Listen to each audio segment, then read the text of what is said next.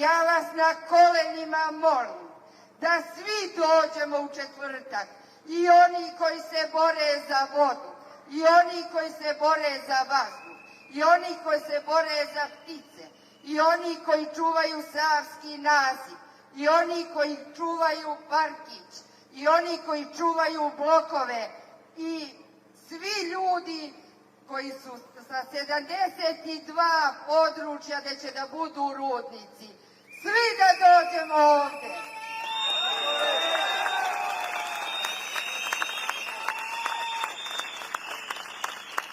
Verujte, ja sam pre nego što sam došla ovde preradila 200 litara mleka, od 200 napravila sir, pa od posle tih 200 sledećih kajmak, znači 400 litara mleka sam danas preradila i došla ovde.